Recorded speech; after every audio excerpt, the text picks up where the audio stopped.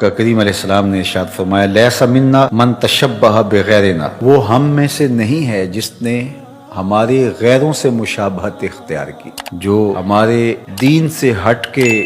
دوسرا دین رکھتے ہیں، ہماری فکر سے ہٹ کے دوسری فکر رکھتے ہیں، ان سے مشابہت اختیار کی، دوسری قوم سے مشابہت اختیار کی، وہ ہم میں سے نہیں ہے۔ اور ایک روایت میں ہے من تشبہ بقوم فہو منہم، جس نے کسی قوم سے مشابہت اختیار کی وہ انہی میں سے ہوگا۔ اور اس کی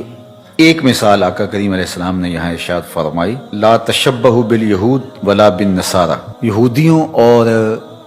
عیسائیوں سے مشابہت اختیار نہ کرو، فإن تسلیم الیہود الاشارہ بالاصابع وتسلیم النصارى الاشارہ بالاکف۔ فرمایا کہ جب سلام کرتے ہیں تو یہود کا طریقہ یہ ہے کہ وہ انگلیوں کے اشاروں سے سلام کرتے ہیں، اور عیسائیوں کا طریقہ یہ ہے کہ وہ ہتھیلی سے سلام کرتے ہیں۔ تو مسلمان کا طریقہ تحیت المسلم کا ہے، جب وہ کسی کو سلام کرے تو اس کی زبان بولے السلام علیکم، تو یہ تحیت المسلم ہے۔ ہاں اگر کوئی دور ہے اور آپ تک اس کی آواز نہیں پہنچ پا رہی تو اس کو آپ اگر اشارہ بھی کرتے ہیں تو اس کے ساتھ سلام جڑا ہونا چاہیے، السلام علیکم، تو یہ تو درست ہے۔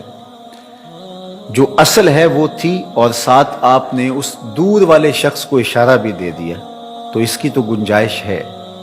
لیکن السلام علیکم نہیں کہا آپ نے، اور ایسے ہی آپ جو ہے وہ اس کو ہاتھ سے کہتے رہے، انگلی سے اشارہ کرتے رہے، تو یہ طریق یہود کا ہے یا نصارہ کا ہے؟ مسلمانوں کا یہ طریق نہیں ہے۔ جب وہ اپنے مومن بھائی کو دیکھتے ہیں، ملاقات کرتے ہیں تو السلام علیکم کہتے ہیں، السلام علیکم نہ کہیں، صرف اشارہ کہیں، تو یہ اشارہ یہود کا اور نصارہ کا ہے، مسلمانوں کا نہیں ہے۔ تو اس سے منع فرمایا، کہا جو ایسا کرے تو وہ غیروں سے مشابہت کرتا ہے، یعنی السلام علیکم کہا ہی نہیں بلکہ ہاتھ سے ہی جو ہے وہ اشارہ کر رہا ہے، یا انگلی سے اشارہ کر رہا ہے، یا دو انگلیوں سے اشارہ کر رہا ہے، لیکن زبان سے السلام علیکم نہیں کہہ رہا، تو پھر کلی مشابہت ان سے ہو گئی۔ تو فرمایا جو ایسا کرے ہمارے سے اس کا کوئی تعلق، کوئی رشتہ، کوئی ربط نہیں ہے، چونکہ اس نے ان کے طریقے کو اختیار کیا جو آمنہ کے لال نے طریقہ دیا، اس کو اختیار ہی نہیں کیا، اس نے اتنی سخت وعید فرمائی کہ اس کا ہمارے ساتھ کوئی تعلق نہیں ہے۔